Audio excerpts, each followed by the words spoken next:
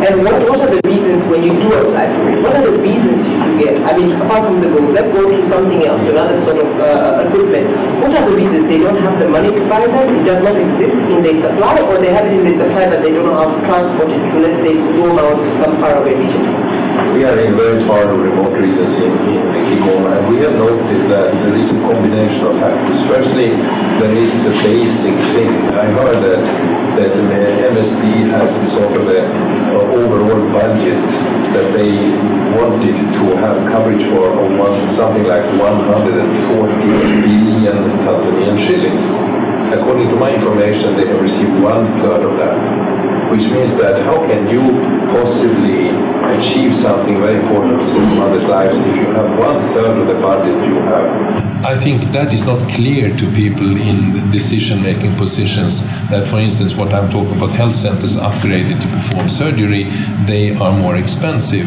And then that needs a sort of a reshuffling of the resources. And you must give a priority within that limited budget given.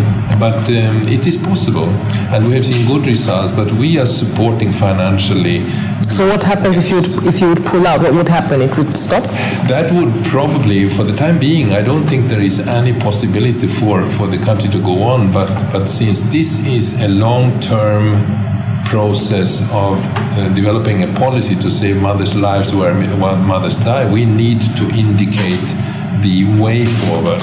And while things develop to have national Ministry of Health money along that road, donors like ourselves, we must be there to show the way, and it works, but it needs patience, understanding, and collaboration, and I think we are on the good track to do that with the ministry. Thank you very much. Dr. Chitage, hapa tumesikia kwamba kuna tatizo la budget na kuna mahitaji mengi sana katika nchi.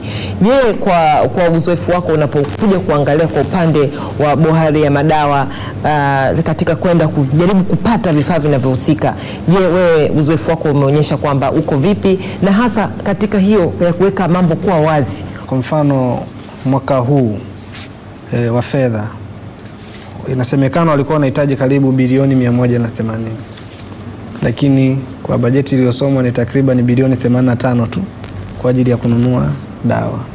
Sasa unawezaje kufikia malengo na gap kubwa ya kiwango hicho? Maana yake ni kwamba pengine suluhisho inaweza ikawa moja ni kuweka kipaumbele katika sekta ya afya, lakini kubwa jingine ni kuangalia pengine vyanzo vingine vya mapato na kuvisimamia vizuri. Vyanzo vingine ni wafadhili, lakini mara nyingi katika miradi kadhaa ya sekta ya afya imeonekana kwamba wafadhili wanakuwa wana muda wao wa miradi yao. Wanapoondoka katika ile miradi ile inakufa. Nitatoa mfano, kwa mfano mradi wa damu salama. Ulivyoanza ukiwa na wafadhili ulikuwa unafanya vizuri sana, lakini baada ya wafadhili kuondoka, serikali ikashindwa hata kujifunza tu katika kipindi hicho cha miaka 5 hawa wamewezaje kufanya mradi wa damu salama uwe mzuri, lakini kwa sasa baada ya kuondoka imekufa. Kuhusu vifaa tiba katika hospitali zetu. Kwa hospitalini kwa miaka 5 nikiwa nasoma, nimeona matatizo yaliyopo, lakini pia nimefanya kazi kwa miezi kama 9 katika hospitali ya Temeke, na kwa kweli nimeona upungufu mkubwa. Tunapozungumza kwa mfano tunasema dawa za dharura. Ukienda katika hospitali zetu, kwa mfano hospitali ya Temeke, ni shida sana. Naweza nikupa mfano. Kuna siku mimi niko zamu usiku, akaja mgonjwa yuko unconscious nasema, yani amepoteza fahamu, na alianguka ghafla tu nyumbani.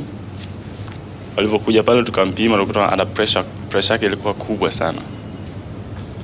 Alikuwa kama na pressure 200 kwa 120, na anahitaji dawa zile za dharura kwa ajili ya kushusha ile pressure yake. Na kuna dawa kama hydralazine ambayo tunaita emergency medicine. Watu wakaangalia kutafuta, lakini hatukupata katika wodi zote. ikabidi tuambie ndugu wakanunue, na ile dawa ni ghali. Adrenaline moja tu, ampule moja ni karibu 15,000 20. Na kwa mazingira kama ambao tunaishi huko mtaani sio rahisi ku afford, na ilikuwa ni usiku by that time. Kwa hiyo ndugu akaenda kutafuta dawa nje huko, wakakosa. Wakarudi, kabidi wajichange tena, wakaja huko mjini usiku kutafuta dawa kwenye maduka ya mjini huko ambao wamefunguliwa usiku. Lakini mpaka wanafika yule mgonjwa amefariki, na mimi nilikuwepo pale, sina cha kufanya. Unaposema kwamba mlikuwa mmejaribu wodi zote hamjakuta dawa, je, kama daktari umeweza kufuatilia kwamba kwa nini dawa hiyo haipatikani, au imewahi hata kupatikana kwenye hospitali? Nakumbuka siku hiyo baada ya usiku, asubuhi inabidi uende kwenye morning report uweze kuripoti kilichotokea, wagonjwa uliowalaza, uliowa manage the whole night. Akajaribu kupresent the issue.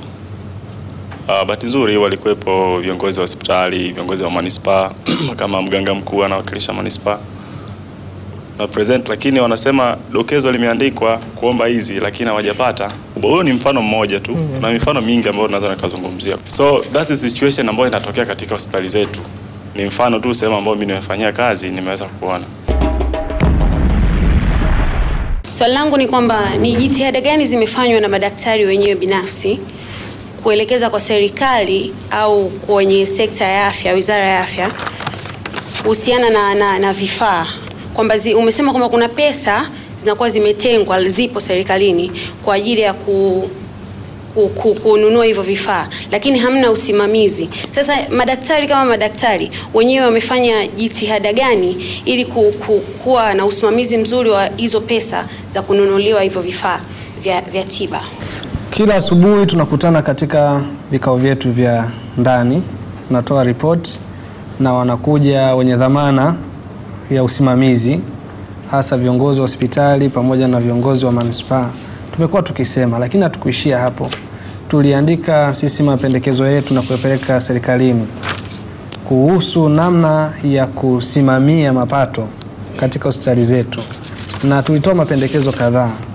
La kwanza tulisema ni kwamba katika zile hospitali kubwa, kwa mfano hospitali ya taifa Muhimbili, ni kwa sababu kuna vitengo vingi, tukasema pengine mzigo wa usimamizi kwa wale watawala wetu unakuwa ni mkubwa mno kwa kiwango ambacho hawawezi wakasimamia, na pengine tutenganishe hivi vitengo. Kwa mfano kitengo cha figo, kitengo cha moyo, kiwe ni kitengo ambacho kinajitegemea na usimamizi wake, na mapato yanayopatikana katika vitengo vile yaboreshe huduma katika vile vitengo.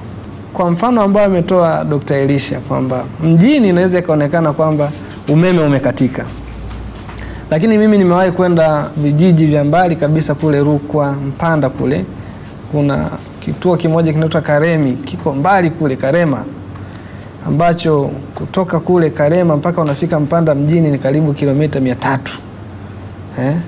Sasa pale tulikuta hakuna kwanza umeme, kitu cha kwanza. Hakuna mawasiliano kwa maana ya radio call ambao pengine ndio inaweza ikapata. Hakuna ambulance toka kule, na katika wodi za watoto na kina mama tulikuta hakuna hata mtungi mmoja wa oxygen, na hawajawahi kuona. Sasa tulikuwa tunajiuliza, kwa mfano mtoto anapata pneumonia kali, unahitaji oxygen, mnafanyaje? Wasema tunatafuta gari, tunapiga gari toke mjini lije limchukue ndio limpeleke Mpanda mjini. Yaani katika mazingira ya matibabu ya dharura hapo hakuna kinachofanyika. Dr. Stefan, one of the questions that we got was, what are you doing with regard to the lack of equipment, medical equipment and medicine? What has been done by the doctors? What has been done by the staff to make sure that this is addressed? Maybe it is because the MSD is not aware that there is a shortage. But there's also another issue that has come up from the testimony of one of the intern doctors, that there is no electricity sometimes here in town. But it seems that that could be even a bigger problem, that there is no electricity whatsoever in some of the remote areas. What has your organization tried to do to overcome such obstacles? First, the question what the population can do themselves. I'm aware that money has been accumulated to contribute significantly to some instances, not where we have been working, but that is one option, which is of course very commendable, very good, but that is a rather limited contribution, because this is a significant amount of money to have a health center going, not only being upgraded but functioning. We're talking about call allowances, which is a big thing out in many places where we are. People are not given the call allowances, even if they're up all night to do cesarean sections, for instance, which is not very justified. So people can do themselves, but the main responsibility, I think, is with the district medical officer, with the district executive director.